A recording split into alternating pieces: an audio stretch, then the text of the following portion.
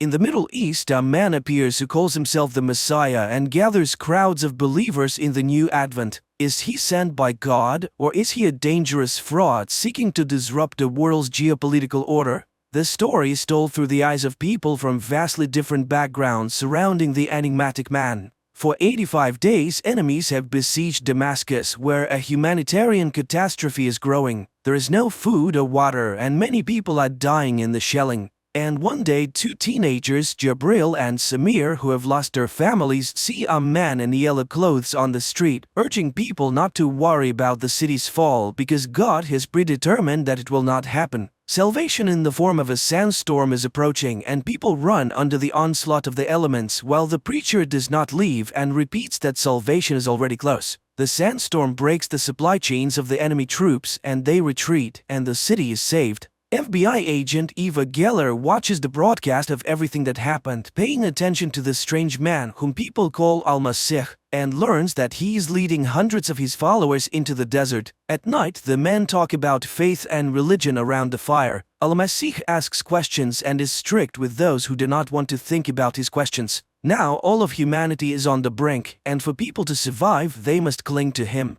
After this conversation, the man walks away from the people and stands for a long time looking at the sky, giving the impression that he's talking to God. The teenagers who came with him from Damascus remember how he preached while they hid in the basement, and suddenly Al-Masih calls one of them, Jabril, and tells him that each soul has its own star. He saw light in the boy, and soon Allah will lay a mission on him. Meanwhile, Eva is trying to find out which officers know something about the new Messiah and begins gathering information. Soon she learns that after walking 65 kilometers through the sands, the people reached the borders of Israel and stopped at the fence. Half of the followers believe that Al-Masih has led them to flight, but he orders them to gather all their weapons and bury them. He himself passes through the barbed wire fence, where he is arrested by Israel's border service. An agent from Israel's internal security agency, Aviram Dahan, is called in to interrogate him. However, the detained man refuses to reveal his real name, calling himself a messenger, and impresses the agent by calling him by name and revealing unexpected details from the agent's life that no one except the agent himself could know. Aviram is particularly touched by the incident with the boy that the Messiah reminds him of. Dahan completes the interrogation and leaves the room, destroying the video recording of the interrogation. He then goes to his partner to find out if he has told anyone about what happened in the desert, but his partner remains silent about it. As Aviram gets into his car, he suddenly sees a man with a bag over his head on the back seat, but realizes that it is a flashback to a tragedy from long ago. Early in the morning, the agent returns to work and is surprised to discover that Al-Masih has escaped from custody. Meanwhile, in the small American town of Dili, local preacher Felix Aguero greets his congregation, while the FBI decides to assist Israeli authorities in finding Al-Masih and discovering who he really is. This is why Eva Geller flies to Israel, and her insistence, Aviram is summoned to the office, but he cannot explain why he deleted the video recording. He behaves provocatively, not understanding why he should be accountable to the American woman. Meanwhile, an international conflict is brewing in the world as people who were led by the Messiah to the border of Israel are starving. Even after hearing about his escape, they decide to stay because they believe in his return. One day, volunteers bring food and water, and the Messiah's followers notice that the police are looking for someone in the crowd. They realize that Al-Masih has escaped, which causes unprecedented rejoicing. At the same time, Al-Masih delivers a sermon on the Temple Mount, using apocalyptic phrases about the end of history and calling on those who are willing to go to God's judgment to step forward. A young boy comes forward, but the sermon is interrupted by the Israeli police who try to arrest the Messiah. The operation fails due to a shot that hits the child who has come out. The people start screaming, driving away the invaders. But then Al-Masih lays his hands on the boy, who then stands up unharmed, showing the bloody bullet to the public. The people consider this a miracle while Al-Masih disappears into the crowd. Eva hears the news on the radio and asks to be taken to the scene of the incident. Meanwhile, Muslims also discuss the Messiah's sermon and are quite unhappy with his interpretation of Allah's teachings. The people in the camp cannot understand why their newly found Jesus has abandoned them. and Eva notices the surveillance, and her pursuer turns out to be Aviram, who wants to know why she's meddling in something that's not her business. But Eva is not going to back down. She studies the recordings from the CCTV cameras and notices the strange disappearance of the Messiah. And it's still unclear who fired the shot. She tries to find the injured boy while in Jerusalem the electricity is shut off to quell the unrest. The agents arrive at the boy's address, but it turns out that his family has left, scared of the crowd's interest. Reports of the incident on the Temple Mount are being shown around the world, and one of them is seen by Father Felix while his daughter Rebecca dreams of running away from home. Meanwhile, Jabril sees a flickering light at the fence and goes there, while Eva finds Al-Masih in a photo from Jordan. Palestinian girls bring food for the hungry and promise to help people. Jabril goes to get assistance when a man who appears hits him on the head and takes him away from the fence. That same night, the pastor's daughter Rebecca runs away from home, while her disillusioned father decides to burn down his church. The man takes a canister of gasoline and a lighter and heads towards the building. At that moment, a message about an approaching tornado comes to his phone, which was left at home, and the pastor's wife goes to find him. Sirens begin to sound in the town, and the residents hurry to the only shelter, the church, as the tornado begins its deadly circle. Father Felix calls his daughter, hoping she's nearby, and suddenly sees the motionless figure of Al-Masih nearby. Later on, a video of Rebecca's rescue appears in social media, which is intercepted by CIA agents and blocked from spreading. But how did the Messiah end up in America? Soon, Federal Agent Will arrives at the scene. The man is shaken by the sight of the completely destroyed town, where only one building, the church, survived, and where Al-Masih is currently located, explaining to the astonished priest that he came here by God's will. Felix is shaken because he was planning to burn down the building that ended up saving everyone's lives.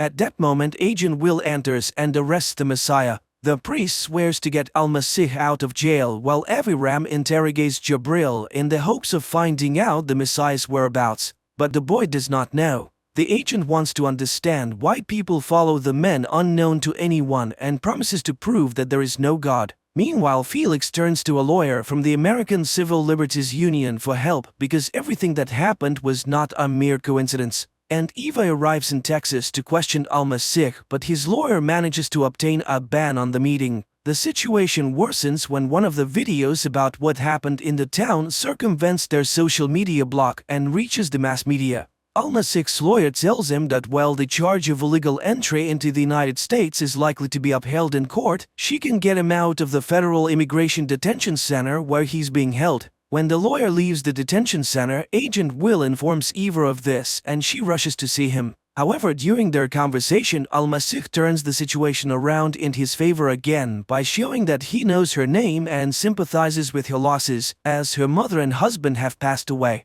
He realizes his responsibility for those who followed him and is willing to help all who are suffering, including her. But Eva doesn't believe his sincerity and runs away, failing to notice the recording device under the table. Returning to her hotel room, Eva talks to her boss, who informs her that Israel is demanding Al-Masih extradition and the state prosecutor will seek permission for it. Later, Al-Masih is taken to court where he is charged, which he admits to, and requests asylum. Eva goes to the lawyer, trying to convince her to stop fighting for the man's release to prevent his extradition. After all, if he returns to Israel, he will be imprisoned, but the lawyer refuses to talk about it. Meanwhile, Aviram again refuses to reveal what happened during the interrogation, whose recording he erased. He's suspended from the case and a hearing is scheduled. At this time, Felix tells his wife about his departure because he's needed by the Messiah. A multitude of Al-Masih's followers gather outside the courthouse. The hearing begins and the lawyer explains that the man cannot return to Israel where he will be persecuted for religious reasons. But the prosecutor claims that the man is lying about being a Muslim because he does not pray 5 times a day as required.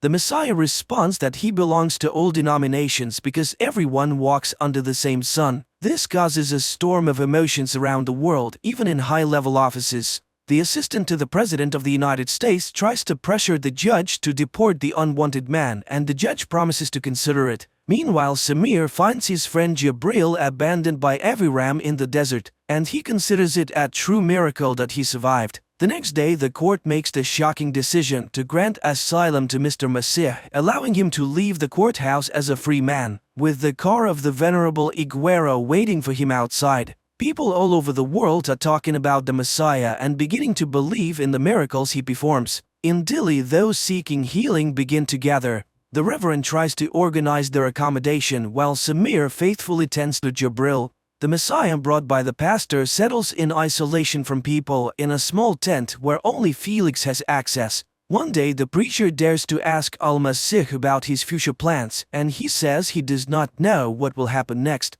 After all, Felix brought him here, and this instills despair in the preacher's soul. He thought that the Messiah was acting according to a preconceived plan. That same evening, Agent Will comes to Eva and shows her a recording of a conversation with Al-Masih. Then he shows her a book by one of the radicals, Wallace, about cultural terrorism, in which the words of the Messiah are repeated verbatim. It turns out that Al-Masih is acting according to this scenario, the goal of which is the destruction of the existing order. Meanwhile, things are going badly for the refugees who remain at the Israeli border without water and food, and soon Samir begins to wonder where Jabril's strong faith comes from. He calls his friend crazy for refusing medical help as his injuries could be fatal, and accuses him of an abnormal love for the Messiah. One day, Aviram's wife notices his car, which has been parked near their house for 3 days, and begins to search for the man, who at this time arrives in Texas and buys a gun at the gun store. And in Delhi, every evening people gather together hoping that Al-Masih will come out to them. But the man remains in his tent, bringing Felix into a state of confusion that spills over into a sermon for all who have come. At this time, 2 residents of Delhi finally find their dog crushed by furniture during the hurricane and try to free it.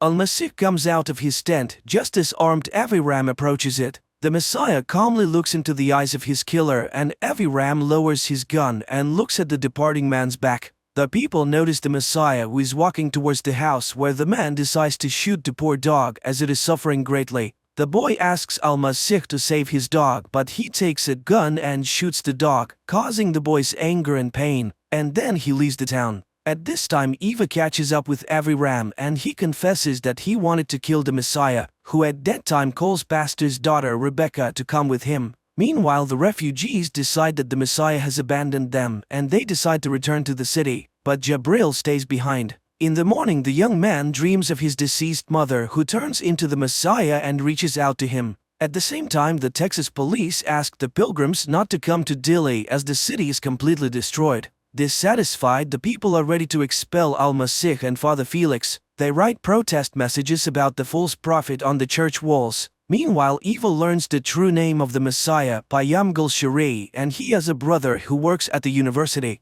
The Messiah tells Father Felix that it is time to get on the road, persuading Felix that this is his destiny. The pastor decides to take his family with him, which upsets his wife but pleases his daughter. Father Felix leads a column of cars that follow the Messiah wherever he leads them. The number of cars is constantly growing, and soon it begins to count in the hundreds. Eva also returns to Texas to follow Al-Masih, and one night sees him come out to make a call from a payphone on the street. At her request, Agent Will requests a copy of the telephone conversation. The next day, the column continues on its way. Stopping for a break, the pastor hears news of the crisis on the border where the refugees from Palestine are still waiting for their fate. Rebecca takes a picture of the Messiah standing by a road sign in Washington and posts it on social media. In the morning, the column sets off, and Felix learns from the posts that their path leads to the US Capitol. At the same time, Eva checks everything she can find about the Messiah and comes across information that he studied at the same university where the notorious terrorist Wallace taught, whose book Al-Masih quoted during the interrogation. Professor Wallace hacked the stock exchange and then fled to Russia during the investigation into his actions. This means that the case of the alleged attack is completely within Eva's jurisdiction. The huge column arrives in Washington and Al-Masih goes to the Lincoln Memorial, while Jabril has a vision of his late mother and Al-Masih.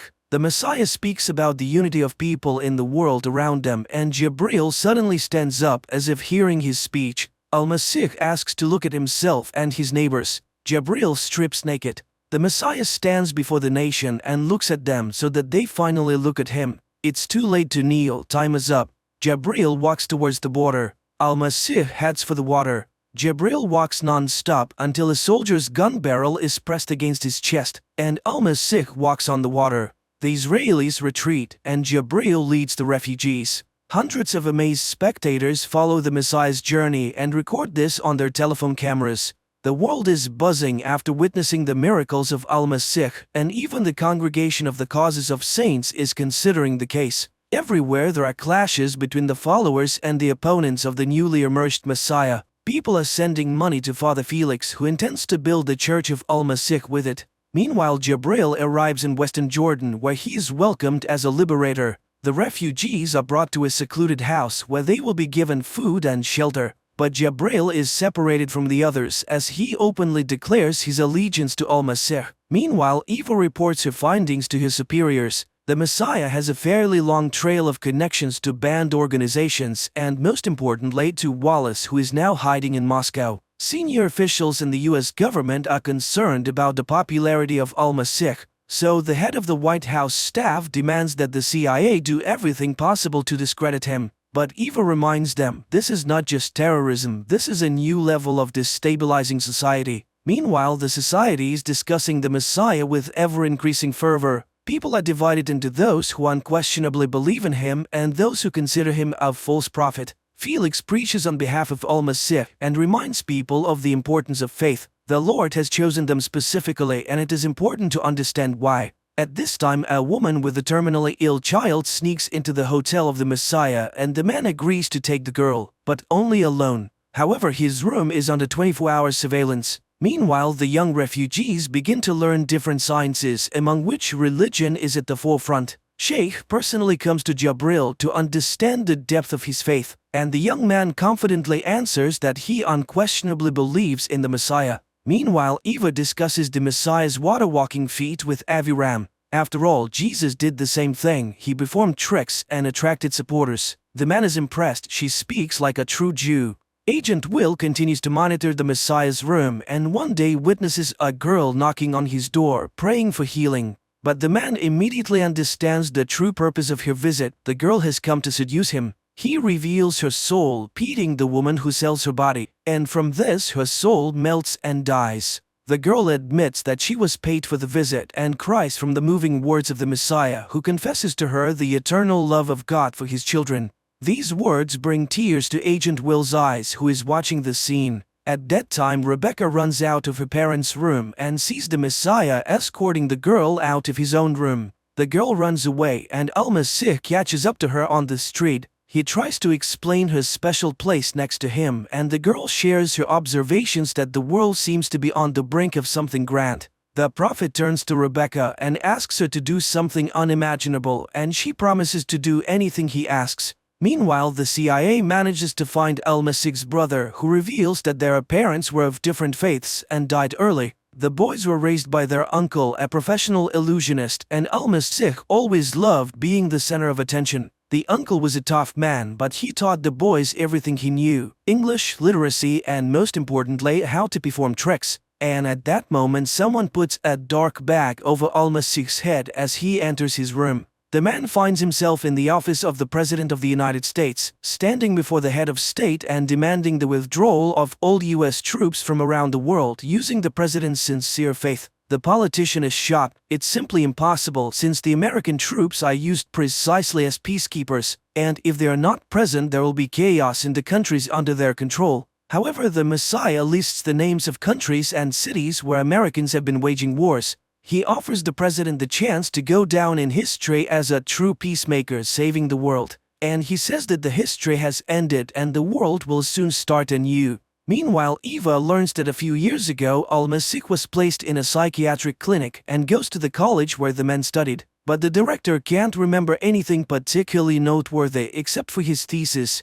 Eva goes to the archives, but the thesis is not there. In Jordan, the Sheikh shows Jabril an article in a newspaper about the miracles of Al-Masih and asks him to give a speech at the upcoming celebration. The boy must become the leader of the new generation in the struggle for Palestinian independence. The next day, Al-Masih announces to the media about his meeting with the president, and this infuriates Felix, who believes that he should have been informed about it. The president also faces similar attacks. He is heavily guarded against this freak, but he himself goes to the meeting. However, the man interrupts all conversations. He must first think about the people. Angered, Felix expresses his grievance to Al-Masih, and the letter suggests that he kneel before him if he truly believes that he is the Messiah. The preacher thinks it over as the Messiah leaves the room. On the other hand, Agent Will begins to unquestionably believe in Al-Masih and quits his job. Meanwhile, Eva receives the call logs she requested. That same evening, Aviram asks Al-Masih about his family and mocks him, offering to walk on water again.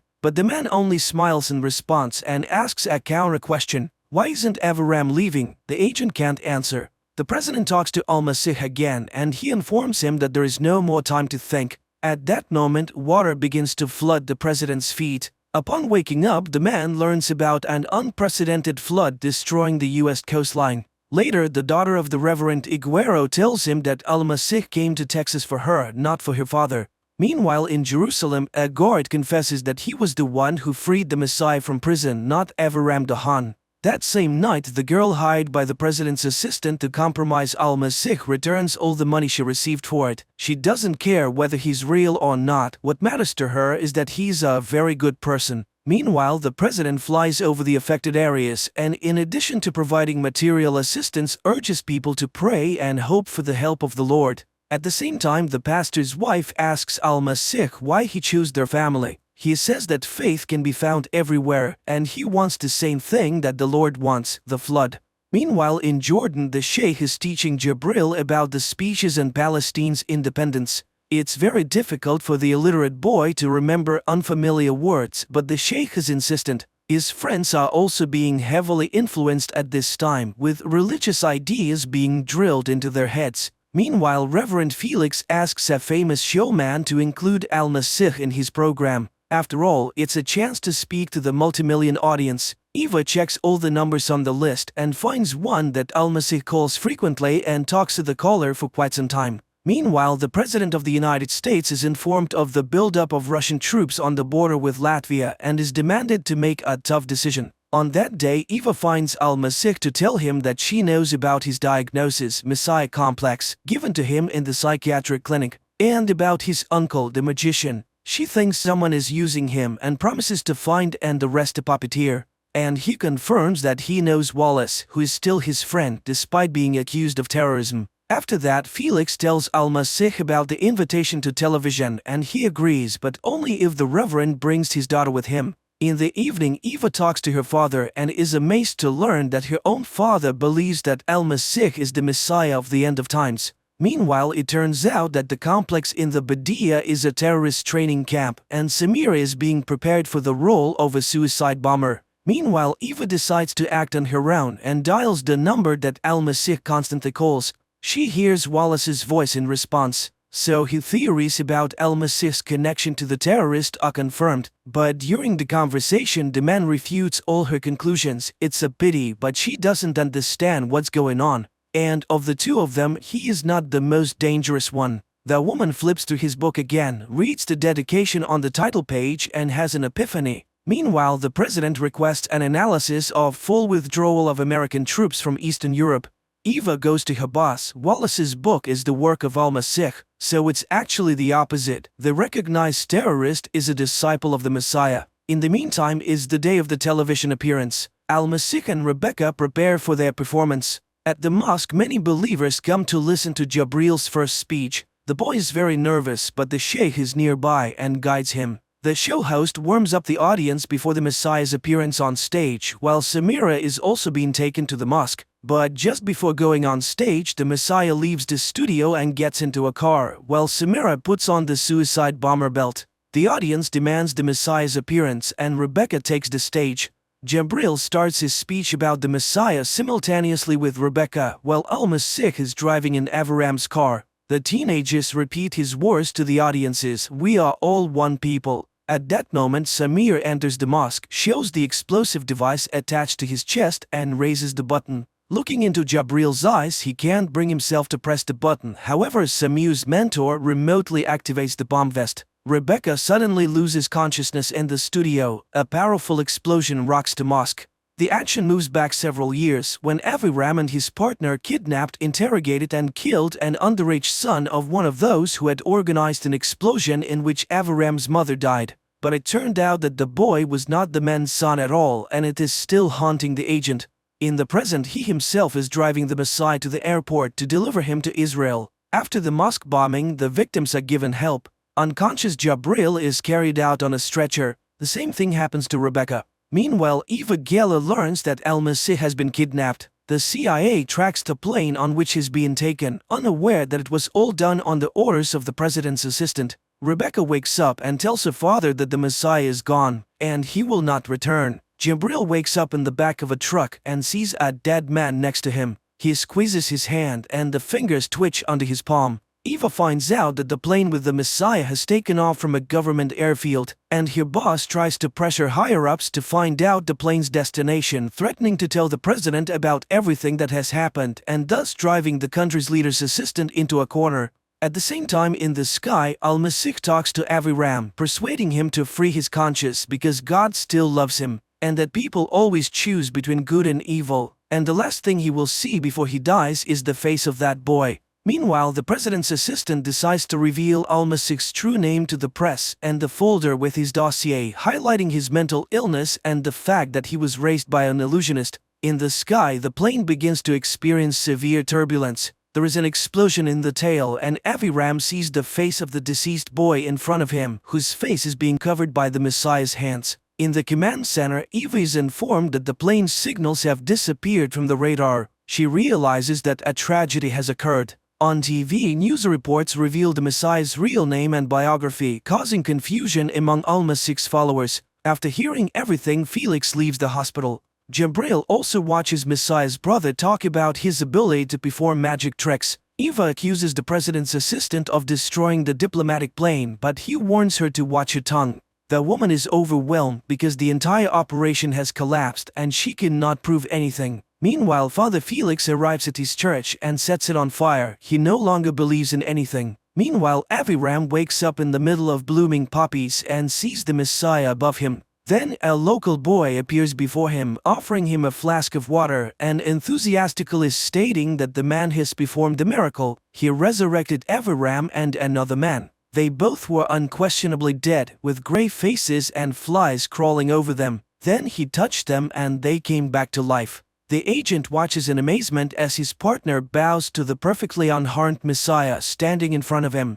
The film is a story about the coming of the Messiah, the prophet, in the modern world. It is an interesting and easy-to-understand film with deep thoughts expressed by Al-Masih in conversations with completely different people, ranging from an illiterate boy to the President of the United States. On the one hand, it is a weird combination, but on the other hand, it is quite understandable as the Messiah claims that we all walk under one sun.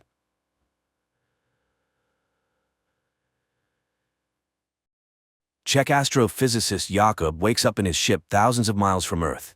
His day starts with a call from the flight curator and close friend Peter. Today, the people of Earth want to communicate with the hero. The head of the Czech space program, Tuma, greets the brave pilot as he has been on a solo flight for 189 days already. The thing is, for 4 years, a mysterious cosmic phenomenon, which has been named Chopra's Cloud, has been observed from Earth. To study its origin and composition, Jakub was sent to Jupiter. In just a few days, he will be able to take samples, which may help unravel the mysteries of the universe. The captain is asked questions, and suddenly a girl sympathizes with him, as he is the loneliest person in the universe. But Jakub assures her that it is not so. Yes, he is 500 million kilometers away from Earth, but nearly half the distance has been covered and he will soon return home. Moreover, his beloved wife Lenka constantly supports him, with whom he is in direct contact through the latest quantum communication system, which is faster than the speed of light. So Jakub does not suffer from loneliness. TV takes a commercial break where a cheerful Jakub praises the products of a generous sponsor. But the astronaut immediately frowns, and it becomes clear that he is a tired man who has not slept for a long time. Meanwhile, on Earth, Lenka records a message to her husband, apologizing for leaving him because she is not needed by him. But the flight curator stops the file from being sent and passes it to Tuma. On the ship, Jakub repairs the toilet again, grumbling at Peter. But the latter is more concerned about the malfunctioning cameras. He also notices the astronaut's tired look and advises him to get some sleep. Jakub asks to contact Lenka because she somehow does not respond to his calls, and he promises to find out the reason. The man begins training when Tuma reviews his wife's message. The woman sincerely worries for the family and does not intend to pass this message to Jakub. Lenka is packing her things at this time and does not respond to her husband's messages. Distressed, Jakob drowns his sorrows in sweets and tries to sleep, watching the approaching Chopra's cloud. At night, noises from the malfunctioning toilet keep him from sleeping. He gets up unrested and even more tired, and looking at himself in the mirror, suddenly notices strange movement under his skin and tentacles protrude from his mouth. Jakob is horrified, trying to pull something out of himself, and wakes up. He starts the day on the treadmill, then prepares to equip the apparatus for sample collection. Half of the ship's cameras are out of order, and no one understands why. The thought of Lenka, who still does not make contact, disturbs him. And one day Jakob suddenly hears an unfamiliar voice offering help, but Peter hears nothing of the sort. True, there is a chance that Jakob intercepted the transmission of the Korean mission, which started after the Czech one, but the language was not Korean at all. Later, the friend informs that Lenka went to her mother's, so she will contact her husband when she returns. Jakob calms down a bit and continues his work. He inspects the compartments and suddenly sees a huge hairy spider in one of them. He closes the doors to the compartment and contacts Peter, but precisely in this part of the station, the camera has long been broken and he can see nothing. Jakob opens the doors, but the spider has not gone anywhere. Moreover, it starts a conversation, stating that it did not intend to scare the human. Then the astronaut locks himself in the airlock and informs Peter that he wants to decontaminate the ship. He gets into a spacesuit, says the password that triggers the system, and the surrounding space is filled with disinfecting foam, the color of which reminds him of a summer morning in the field where he and Lenka walked. But then the cleaning is over and Jakob emerges from the airlock. However, the spider hasn't gone anywhere. It informs him that the strange bath arranged for it by the human did not harm it and suggests removing the spacesuit. It is not dangerous. Jakob reaches out to it, but the spider dodges. Such is not the custom in its tribe, so it's better for the human not to do this. It is an explorer too who accidentally found Earth. It studied life on the planet for 3,158 years and even learned Earth's languages, but never understood the essence of the human soul. And when it met Jakob, it felt his loneliness and came here. Unable to accept what was happening, the astronaut hides in the sleeping compartment, but he immediately starts to vividly see and hear his wife. Jakob moves to the station's room, where Lenka appears before him again. It turns out the spider is broadcasting the human's memories because it is very interested in these strange feelings. And it wants to help him overcome emotional difficulties since his companion is leaving. Jakob tries to refuse the help, but the spider does not believe him. Meanwhile, on Earth, Lenka arrives at her mother's because she is pregnant and cannot be alone. Nearby is a boarding house where pregnant women live together, and she decides to stay there for a while. The mother does not understand her, as one cannot leave her husband right now. At the station, the spider asks the astronaut to give it some of his food, and he treats it to nut paste, the taste of which reminds it of its lost home. Its planet was destroyed by an enemy attack, and it fled and wandered through space for a long time. At this time on Earth, Tuma goes to Lenka. The woman is convinced that the wife cannot leave her husband right now. After all, she knew he was a very peculiar person. These qualities help him stay alone for many days, but Lenka is pregnant and suffers from loneliness. The spider tells the astronaut that Chopra's cloud consists of particles that contain wisdom. It cannot say how old it is, but everything has a beginning and an end, even the universe. The spider shows Jakob his first date with Lenka when she suggested they always follow each other, and he agreed. And he does not understand why make promises that you cannot keep, but Jakob has no answer. Later, he asks the spider to save some nut paste, and it reluctantly gives back the can. At this time on Earth, Lenka confesses to her mother that, although it is hard to raise a child alone, she is ready for it. And she will tell her daughter that she loved her father very much at first, but was mistaken. And at the station, Jakob suddenly wonders about the spider's name and suggests naming the creature Hanus. His father told him about a master who lived in ancient times, who created astronomical clocks, for which the king ordered him to be blinded. The spider agrees to accept this name. Later, the astronaut plays music from the opera Mermaid and explains what it is. The spider immediately demonstrates his date with his wife when she appeared before him in a Naiad costume, but the man does not want to remember this. At night, Jakob again has nightmares, this time related to his father, who was a communist and died because of his beliefs. But the spider comforts its friend. there is no need to worry about the past, as the universe is as it should be. Later, Hannes watches in surprise as Jakob exercises, and Jakob explains that humans must do this in space, otherwise their limbs could fail. Hannes doesn't understand why leave the home planet then. At this time, Tuma visits Lenka. The woman tries to reach out to the wife's feelings, but she does not want to return to the past.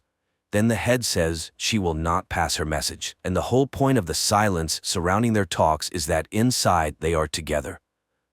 Meanwhile, there are only 45 hours left to reach the cloud. And then Lenka's voice spreads through the station. Jakob rushes to the transmitter and sees his wife's face on the screen.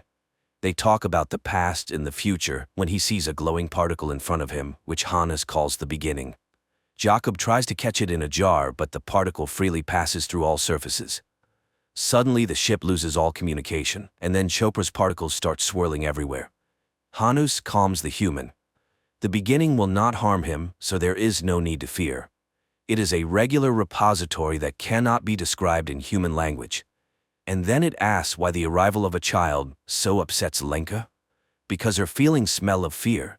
Jakob explains that they lost their first child, and he was not there then, nor now.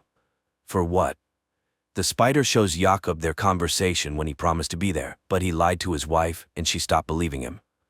Later, Jakob finally gets through to Peter on the quantum phone, but Hannes again turns on the man's memories, where he and his wife discuss his journey. He was so confident that he didn't even try to understand his wife. The spider realized that Jakob is selfish, and he is to blame for his loneliness. So it lost interest in him and wants to leave. This causes a panic attack in the astronaut, who no longer wants to be alone.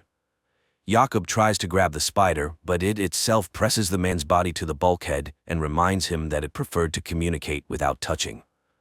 The spider lets the human go and flies to the other end of the station. Jakob desperately follows it, promising to change, and again sees Lenka in the guise of a naiad. He floats in zero gravity, remembering his wife and crying from the sense of realizing the loss.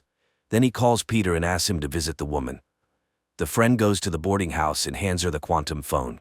Jakob talks about how he loves her and asks for forgiveness for his selfishness. Now he doesn't understand why he neglected the most precious. He wasted his life on nonsense and is not worthy of her. Immediately after the conversation, he hears Hannes' voice again, asking him to rest because he has atoned for his guilt. Jakob asks not to leave him, and the spider admits that it too fears loneliness. But suddenly the man notices that the spider is not feeling well, and it admits that although it escaped from the enemy, it was already too late. They had taken over his body, and suddenly it hugs the astronaut. For the first time in a long time, Jakob falls asleep deeply, and the spider has to wake him up because a great discovery awaits him. It even brings him a tube of hot coffee to bed, after which the astronaut makes the final preparations. He contacts the Czech Space Authority and reports that his mission is dedicated to all the people of Earth, but especially to Lenka. Afterward, he reduces speed and begins collecting samples using special equipment. But then the spider becomes very ill. Jakob abandons his task and tries to help his friend. The equipment gives an error, and Earth commands to cancel the sample collection. But Jakob hears nothing because he sees Hannes in open space. The ship's systems fail one after another, and the control center orders to end the mission and return. But Jakob puts on a spacesuit, takes a bomb, and goes outside. Peter can't understand what's happening and pleads with his friend to return to the ship. However, using the explosion to catch up with the spider, Jakob holds it. Hannes thanks him, but it's all in vain. Soon the enemies will consume him. And Jakob, looking at the surrounding space, remembers the day he almost drowned. Then his father saved him, and now he forgives all his father's sins, and forgives himself. Hannes pulls him to the center of the cloud, where everything is gathered, the beginning and the end, the fluctuation of all times, his past and future, him, his Lenka, and his father. Every promise and punishment, everything is unchangeable and impermanent, but such is the truth of nature. The universe is as it should be. Before the man, Lenka appears again, and Jakob admits that their meeting is a miracle. Just like the meeting with the spider. Jakob hands his friend a can of nut paste he saved for him. The latter thanks him and asks to listen to the silence. after which it disintegrates into millions of particles, consumed by worm-like creatures that destroyed his race. And Lenka on Earth suddenly sees a glowing purple particle in the grass. Night turns into day. Jakob in a spacesuit wades through a transparent stream, above which, on a log, sits Lenka in a mermaid costume asking him to kiss her. Her face becomes the last thing he sees, at least for a moment, because at that time, he sees the lights of a South Korean ship which saves Jakob. Later he calls his wife Lenka, apologizes, and confesses that if he had known everything earlier, he would never have left, and she would kiss him once more. A fantastic, yet lifelike film. A work-absorbed astronaut had to be millions of kilometers away from his wife and hear a sermon from an extraterrestrial being to understand that family is the most important thing in his life, and one can only hope that he will manage to regain his sense of purpose.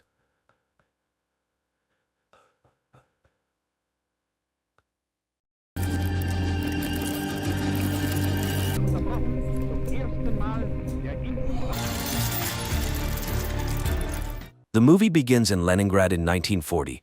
A young woman named Anya works as a seamstress in a factory where a young machinist, Vasily, who is very serious, notices her and even asks her to introduce him to her only relative, her brother Peter. However, Anya asks for a little more time, and the young man agrees to wait until the next day. But as the girl leaves for her lunch break, he quietly follows her, admiring her. Anya walks down the street, looking at a dirigible hovering above, from which German journalists are filming the city below. At this moment, a tram driven by Peter pulls up to an intersection. Suddenly, Anya realizes that a fast-moving truck is about to crash into the tram, and her brother will likely perish. Frozen in fear, she suddenly emits light waves that lift the truck into the air and throw it away from the intersection. The tram's windows shatter, injuring people, but a major accident is averted. This entire incident is captured on film by the journalists in the dirigible. As the shocked people try to recover, Peter jumps out of the tram, grabs Anya, and quickly takes her away. The girl regains consciousness in their shared room. Peter packs their belongings, urging his sister to flee Leningrad, although she is reluctant since they have already had to move several times due to her supernatural abilities manifesting at the most inappropriate times and attracting the attention of the authorities. Peter asks her to control her powers, but Anya is unable to master them as they are beyond her control. At that moment, representatives of the People's Commissariat for Internal Affairs burst into the room and arrest the siblings. An investigator named Ivan arrives at the scene. He interviews the victims, and one of the women recalls the strange girl standing at the crossroad. Back at the office, Ivan begins interrogating Anya, but she cannot provide any concrete information. She insists it was just an unfortunate accident, and then Ivan shows her photos from their previous residences where strange incidents and destruction occurred, prompting the siblings to move hastily. The investigator is willing to believe she is not a criminal, especially since he has also witnessed something very strange in his life. However, Ivan is unable to elaborate as his superior, Petrov, who turns out to be his father-in-law, takes Anya and leads her to the secret facilities managed by Professor Ilinsky. The scientist welcomes the girl, explaining that she is special and now they will study her abilities. However, Anya refuses to cooperate until she sees her brother, and Ilinsky promises to arrange a meeting for them. Meanwhile, Ivan cannot calm down, although Petrov, who is also his father-in-law, demands he forget the incident and focus on other matters. He had already barely managed to suppress his absurd report about an incident in Madrid.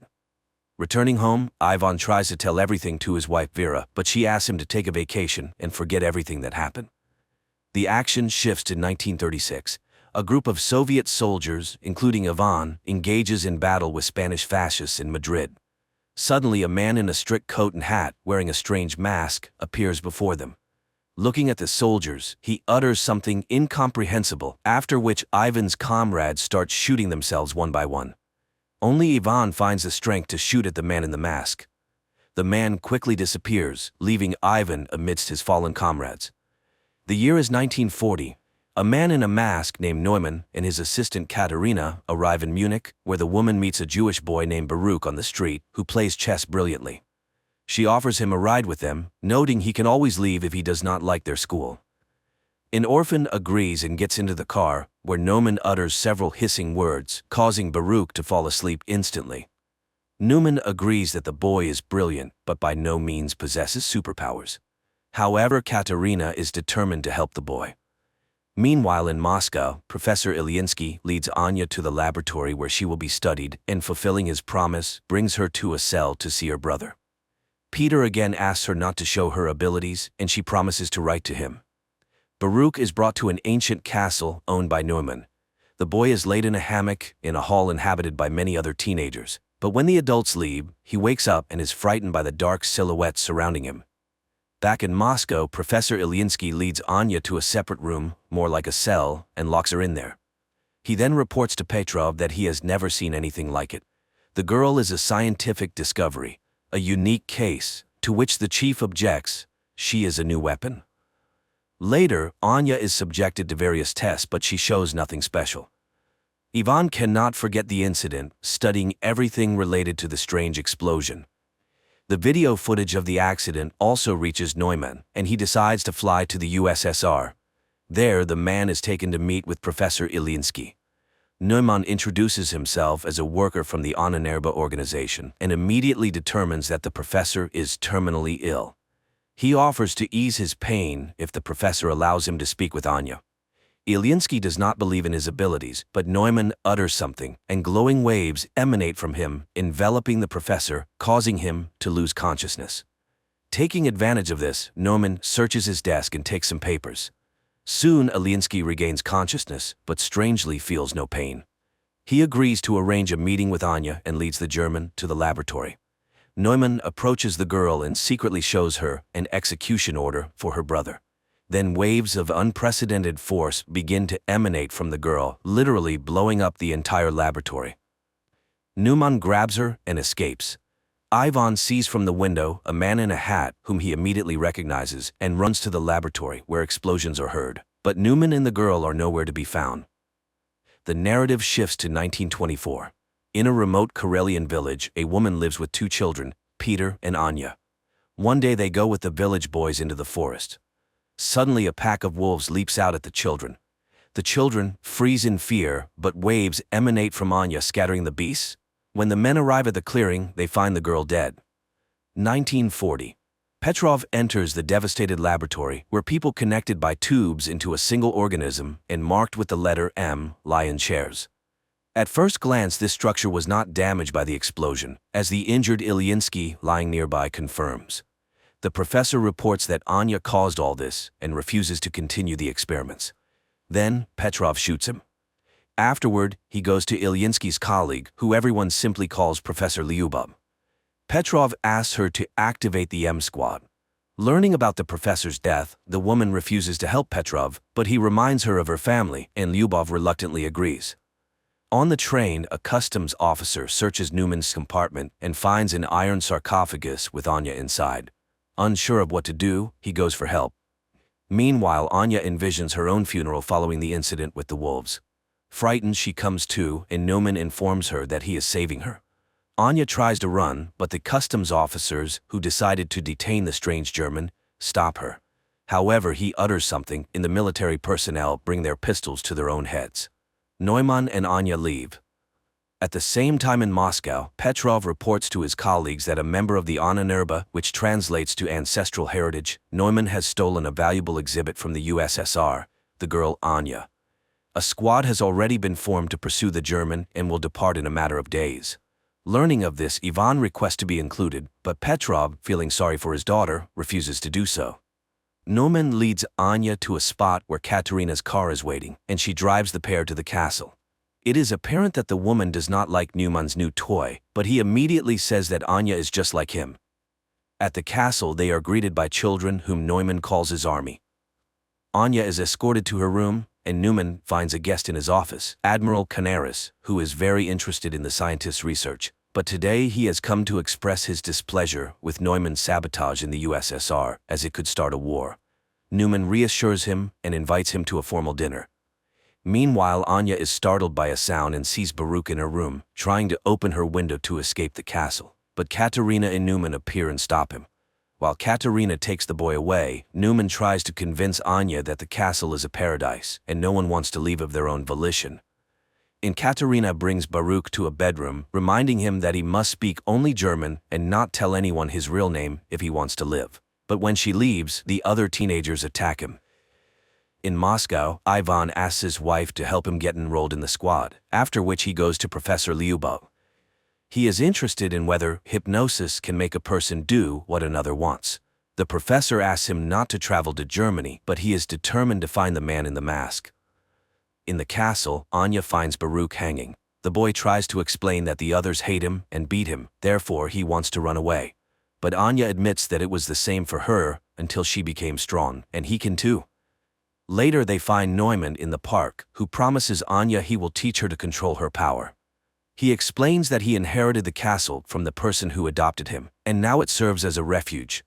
He has set up Anya's room according to her taste and hopes she will like it here. Grateful, Anya sits down at the sewing machine, unexpectedly remembering how the villagers burned their house, calling her a witch. Then her brother saved her, though their mother died in the fire. Back in Moscow, Petrov enrolls Ivan in the squad and asks the commander to ensure that he does not return. Leningrad, 1937. Returning from Madrid, Ivan writes in his report everything he witnessed, but Petrov does not believe him, noting that if the soldiers shot themselves, they could be declared deserters. Tired of trying to convince the young man, Petrov takes him to Professor Lyubov. 1940. A special forces unit travels to Germany in a grain car. Ivan warns his comrades about Neumann's peculiarities, but it seems they don't quite believe him. At the castle, the children undergo daily training, while Anya enjoys the long-forgotten peace. In the morning, Katerina brings her a box with a new dress sent by Neumann for her to wear at his birthday party. The girl goes out to the hall where the children are preparing decorations for the evening, and then they head to training. Baruch is afraid of heights and falls from a rope ladder, but no one pities him. After that, it's time for shooting practice, but the boy throws his pistol down and runs to the local cemetery where Neumann finds him. Baruch asks to be let go, but the scientist promises to teach him not to be afraid. Meanwhile, Squad M climbs out of the wagon, and Ivan remembers his training in 1936 before being sent to Madrid. Then his comrades met him coldly because he was the boss's son-in-law, but Ivan earned respect through hard work and cleverness. And now he is on a special mission. Suddenly, they are hailed by an old man who turns out to be their liaison and must take them to the castle. At the same time, Petrov is informed that the squad has successfully crossed the border. Guests start arriving at the castle. Neumann welcomes Canaris and escorts him to the hall where music plays, and ladies and gentlemen drink and talk about the beautiful evening. Neumann himself is enchanted by Anya's beauty, and she gives him a hand-embroidered handkerchief she made for him. Later, guests deliver laudatory speeches in honor of the birthday boy, and he invites Anya to dance to the envy of the present ladies. Canaris notices Katerina's displeasure, but the woman remains cold, rejecting his advances. She dislikes Canaris's interest in their wards, and he tells her that people are already coming for Anya from the USSR. Squad M reaches the forest house of their liaison, who supplies them with weapons and draws a path on a map, but then shots ring out. German soldiers have caught up with the saboteurs. A battle ensues and the Russians win. Later, the commander finishes off the wounded enemies and, unexpectedly for Ivan, shoots the liaison, indicating that they have no orders to return. At the castle, Canaris agrees to play chess with Baruch, and the boy wins. The admiral admires his genius, but upon learning that the boy is Jewish, he pulls out a pistol. Anya sees the man aiming at the child, and her powers activate. Guests watch in horror as everything in the hall begins to rise into the air. The admiral himself is lifted up, but at that moment Neumann grabs the girl by the shoulder. She faints, and Canaris falls to the floor. Everything stops immediately, but people scream and scatter. The furious admiral orders all children to be destroyed within 3 days and departs. Neumann escorts Anya to her room and admires her because today she managed to stop. The girl does not understand why it is necessary to destroy the Jews, and Neumann reminds her that no one pitied them either, as they were not like everyone else. The man returns to his office where Katerina awaits him, but he does not accept her attentions because he is seriously captivated by Anya and hopes to succeed with her. However, Katerina is saddened by this turn in their relationship and reminds him of Canaris's order, but Neumann intends to make a profitable deal. The action shifts to Neumann's childhood when children laughed at him and drove him away. His parents were forced to put a mask with a digital lock on him so he couldn't harm anyone, and the boy suffered greatly from this. One day his father complained to the landlord that his son was hindering his ability to fulfill his duties as a tenant, and the man came to see the unusual child. They explained to him that Neumann scared all the guests and caused his father to lose a finger. The year is 1940. The morning after the dinner, Anya goes out to the hall, but the servants who witnessed yesterday's incident look at her warily.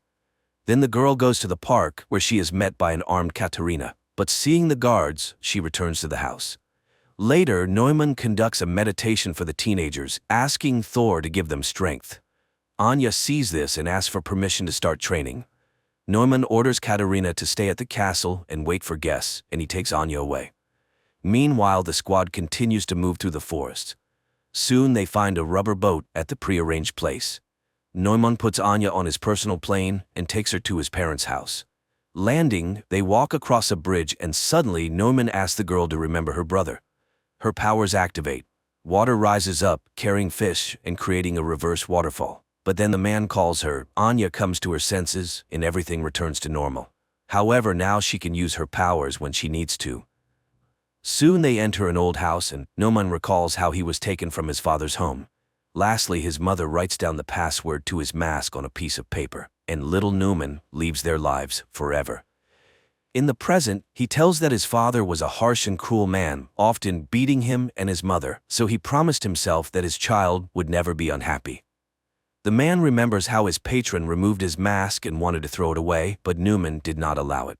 The man informed him that he would now take care of him, but he must trust him.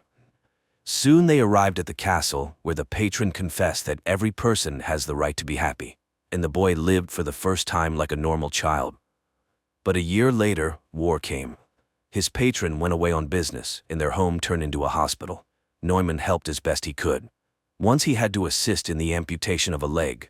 The soldier was in great pain, and then Neumann activated his powers and relieved the poor man of his suffering during the operation. Later he confessed to one of the nurses that he loved her. The adult woman laughed at the boy but said she loved him too. But one day he caught his nurse with one of the recovering soldiers, and in a fit of rage he made the soldier kill himself with a hammer. They caught him, gagged him, tied him up, and took him away from the castle. In 1940 he tells Anya that his parents died, so he is so happy to have found her. The girl lights candles in the fireplace, using her new powers, which delights Neumann. They drink wine and then become close. At night, Anya dreams where Baruch dies and wakes up terrified. She asks Neumann to return to the castle. Meanwhile, the squad reaches the river. One of the soldiers is wounded and runs out of strength. Then he takes his own life so as not to be a burden to his comrades. Only 3 remain, but they still row towards the castle. And there Katerina, who can't sleep, reminisces about the past when she helped her mother, who worked in a psychiatric hospital, where one day they brought in a tied-up boy named Neumann. She then freed him, and he promised never to harm her. The year is 1936, Leningrad. Petrov attends a lecture by Professor Ilyinsky, where he discusses a significant discovery in the field of controlling human memory and emotions. Ilyinsky's colleague, Professor Lubov, is inspired by the future changes, as people with good mental health will be able to work better and create a brilliant future for themselves and their children. The Project M envisions a new society where happy people with immense productivity and willpower will live. Petrov asks about the use of these discoveries in the military sphere, arguing that if a new society is to be built, it must be able to defend itself. However, Lyubov categorically opposes totalitarianism. After the lecture, Petrov offers Ilyinsky full support for their program if he agrees to operate under military auspices. But Ilyinsky sends him to Lyubov as the ideational inspiration behind the project. However, the woman flatly refuses to cooperate with the military. That same day, she is hit by a car in the street. Later, Petrov returns to Ilyinsky, informing him of the unfortunate accident with his colleague, and Ilyinsky reluctantly agrees to cooperate. Again, 1940-year Germany. The 3 remaining members of the squad reach the castle's territory. Surprised by the lack of security, they enter the premises. Petrov receives a summary of incidents in a specific area of Germany and realizes that everything is going according to plan. His boss is horrified. His people have left a very noticeable trail, which could easily lead to the USSR being accused of provocation. But Petrov assures him that everything was planned this way and there will be no international conflict. At that moment, his daughter calls and he rushes home. The squad members reach the castle and, splitting up, begin to explore the premises. Meanwhile, Petrov finds Vera in a hysterical state. She is going mad with worry for her husband, and the father decides to take action. At the same time in the castle, Katerina reads a book to the children, and seeing her nervousness, they calm the woman. She orders lights out and leaves, just as Ivan enters the hall from the other side. Seeing the children in front of him, the man lowers his weapon and leaves. The children remain motionless. The soldiers continue to explore the castle, and now the squad leader enters the hall with the children. But he does not lower his weapon and prepares to shoot. Then the children attack first. The commander fires in all directions, but the teenagers throw their clothes at him and knock him down. The eldest orders the pistol handed to Baruch to kill the enemy, but the boy cannot shoot the man, and the man manages to wound him with a knife before being killed. The children carry the bleeding Baruch to the bedroom, leaving the soldier's body on the hall floor. The third squad member, a female warrior, finds Katerina's office and engages her in a shootout. Katerina flees, but the woman catches up to her, and they fight. The woman is defeated when Katerina pushes her away. Seeing her opponent unconscious, the German grabs a pistol but doesn't manage to shoot because Ivan appears. Threatening him with a pistol, the woman captures him. In Moscow, Petrov brings his daughter to Professor Lyubov and asks her to erase the girl's memory. Lyubov is outraged by this request, as the love for a husband is the most precious thing in Vera's life. However, under military pressure, she agrees and performs the necessary manipulations, while Petrov's subordinates methodically clear their apartment of photographs and items belonging to Ivan. But one photograph falls under a chest of drawers, and the soldier does not notice it. After the procedure, the girl regains consciousness but does not remember her husband at all. At this time, the teenagers attack Ivan, not noticing Katerina, and wound him in the arm. The woman drives off the aggressive children and escorts the wounded man to Neuman's office, where she admits to Ivan that she recognized him because she had seen him in Madrid. He asked why her master kidnapped Anya. Could it be that he wants to use her in the war? Katerina assures him that he still doesn't understand. People are petty and greedy creatures fighting for power. Neumann is unique. He is ready to seize all power on earth to save the world from war. Meanwhile, Neumann and Anya arrive at the castle and find a wounded woman on the threshold. The scientist finishes her off with a pistol while Anya runs to the bedroom to the teenagers and finds Baruch dead. At this time, Ivan is bandaging himself while Katerina explains that they teach the children survival by developing their skills, because their destiny is to save the world under Neumann's leadership. The woman offers to help him escape if he will help her, but before Ivan can hear her out, Neumann enters the door. The Russian immediately picks up a pistol and takes the woman hostage. However, the German informs him that he does not care about her fate, which visibly upsets her. At that moment, Anya runs into the office and uses her power to knock Ivan off his feet, but when she recognizes the man, Neumann quickly takes her away, leaving the Russian with Katerina. In Moscow, Professor Lyubov mourns Ilyinsky when Petrov brings her folders with the names of the condemned, whom she can save by including them in Squad M. She remembers how after the accident, Ilyinsky came to her in the hospital. The man was shocked to learn that she had been mutilated by the military, but he was frightened and could not refuse to cooperate. Now the woman is alone and forced to make difficult decisions. She takes out a vial of M activator and recalls Ivan's story about the man in the mask. After his return from Madrid, she worked with his memory, suggesting removing the traumatic memories of his comrades' deaths, but Ivan refused to erase his life. And now the young man is chained in a cell in the castle of the man in the mask. Later, Anya visits him, accusing him of killing Baruch, but the boy denies it, and he is not particularly interested in her fate. He only wants to destroy Neumann because all evil comes from him. He hypnotizes children, turning them into killers. Their conversation is interrupted by Neumann's appearance. After sending Anya away, he thanks the young man for revealing his vulnerability, as he is the only one who could stand up to him. To prove it, the scientist shows the finger shot off by Ivan in Madrid. He too is special, and Neumann really wants the Russian to join his side. Yes, he killed his friends, but it was war. He came to Annenurba to find gifted people. Anya is like him, and they are the future. He asks Ivan to admit why he is immune to his hypnosis. Then Ivan reveals that there is a whole squad like him, Squad M. There are many of them, and they will all be here soon. So Neumann cannot hide. After talking with Ivan, Neumann finds Anya in the castle's backyard. The girl asks him to hand over all affairs to Katerina and to leave this place forever. But Neumann does not want to run because they are extraordinary people, and when they are together they are unbeatable. He asks for her help in defending their new home. Later he thanks Katerina for managing the situation and confesses that he is glad she was not hurt during the Russian raid. Meanwhile, Anya remembers how in Moscow she wrote letters to her brother while locked up in the laboratory. She used to give them to the professor, but she could not have imagined that he read her letters to Peter, who was undergoing mental processing as a participant in Squad M. At this time, she burns them in the backyard of the castle, hoping that life will give her a chance to start over. Later, the castle's inhabitants conduct a funeral rite for Baruch. The teenagers carry the boy's body to the seashore, where the cemetery is located, and burn it on a ritual pyre. Anya is shocked by the number of children's graves and realizes that Ivan was telling the truth. Katerina urges her to leave and save herself. Anya runs to Ivan's cell and asks him to tell her what he saw in Madrid that was so special. The boy talks about the death of his comrades and Neumann's chilling whisper, but the German doesn't know that he just had a misfire. He is not special and survived only because of the pistol's malfunction, but if Neumann finds out, he will kill him immediately. And only Anya can stand up to him. Out of the darkness comes Katerina, who has heard everything. She will let them go if they leave forever. Neumann is planning to sell the children to Canaris, and Anya can do nothing about it. They are weapons, and it is high time the Russian understood this. But Anya runs away while Katerina frees Ivan from his chains and advises him to make sure the German never finds them. Meanwhile in Moscow, Petrov enjoys his daughter's good mood, hoping she will meet another man, marry, and give him grandchildren. The girl is lively and cheerful, unaware that the photo under the dresser awaits its moment.